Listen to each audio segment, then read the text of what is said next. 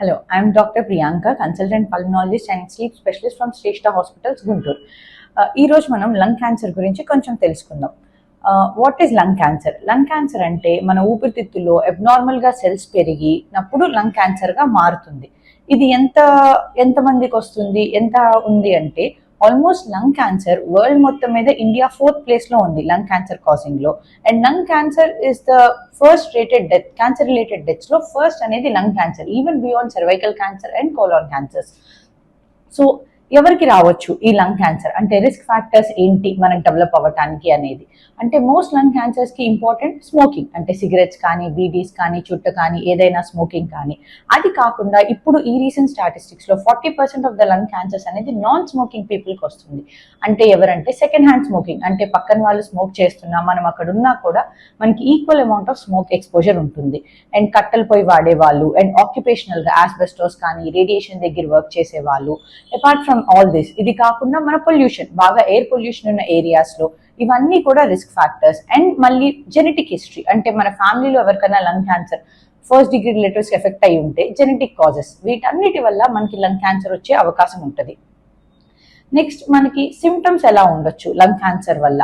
Lung cancer వల్ల symptoms అనేవి చాలా స్పెసిఫిక్గా ఏమీ ఉండవు. నాన్ స్పెసిఫిక్ సిమ్టమ్స్ అంటాం, అంటే చాలా రోజులుగా దగ్గు ఉండిపోవటం కానీ, ఎప్పుడైనా దగ్గుతుంటే దగ్గులో రక్తం పట్టడం కానీ, లేకపోతే ఛాతి నొప్పి రావటం కానీ, ఎటువైపు అయినా ఎడం వైపు అయినా కుడివైపు అయినా, లేకపోతే ఆయాసంగా అనిపించటం, కొంచెం బరువు తగ్గుతూ ఉండటం, ఆకలి తగ్గుతూ ఉండటం, జనరలైజ్డ్గా వీక్గా అనిపించటం, ఇలా చాలా నాన్ స్పెసిఫిక్గా సిమ్టమ్స్ ఉండొచ్చు లంగ్ క్యాన్సర్కి. మనం ఎలా తెలుసుకోగలం లంగ్ క్యాన్సర్ మనకు ఉంది అనేది? ఏ రకమైన బ్లడ్ టెస్ట్లో లంగ్ క్యాన్సర్ ఉందని మనకు తెలియదు. మోస్ట్లీ మనం ఏంటంటే సిమ్టమ్స్ ఉండి మన పేషెంట్ హై రిస్క్ ఉన్నప్పుడు మనం లంగ్ క్యాన్సర్ కోసం స్క్రీన్ చేసుకోవచ్చు. అంటే మనకి ఉండేవి ఏంటంటే ఫస్ట్ చెస్ట్ ఎక్స్రే.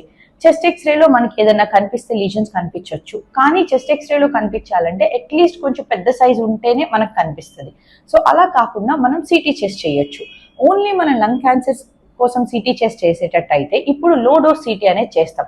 అంటే నార్మల్ సిటీ స్కాన్ కన్నా 5 times లెస్ రేడియేషన్ ఉంటుంది. ఓన్లీ మనం హై రిస్క్ పాపులేషన్కి సిమ్టమ్స్ ఉన్నప్పుడు ఇది చేసుకోవచ్చు. ఇది కాకుండా మనకి ఏదైనా డౌట్ఫుల్ లీజన్స్ వీటిల్లో బయటపడితే బ్రాంకోస్కోపీ, ఈబస్ ఇలాంటి ప్రొసీజర్స్ చేసి మనం లంగ్ క్యాన్సర్ అనేది కన్ఫర్మ్ చేయొచ్చు. మెయిన్లీ ఎందుకు చేస్తున్నామంటే ఇదంతా లంగ్ క్యాన్సర్ చాలా వరకు డిటెక్ట్ అయ్యే టైంకి స్టేజ్ 3, స్టేజ్ 4, అంటే మనం ట్రీట్మెంట్ ఇచ్చినా కూడా పెద్ద సర్వైవల్ బెనిఫిట్ లేని టైంకి వీఆర్ ఫైండింగ్ అవుట్. సో కొంచెం ఎర్లీగా మనం సిమ్టమ్స్ రికగ్నైజ్ చేసి రిస్క్ ఫ్యాక్టర్స్ ఉన్న పేషెంట్స్ కొంచెం ఎర్లీగా స్క్రీనింగ్కి వస్తే we can detect them in the very early stages like stage 1 and stage 2. ఆ స్టేజెస్కి we are very good treatments right now and the survival rate is very much beneficial.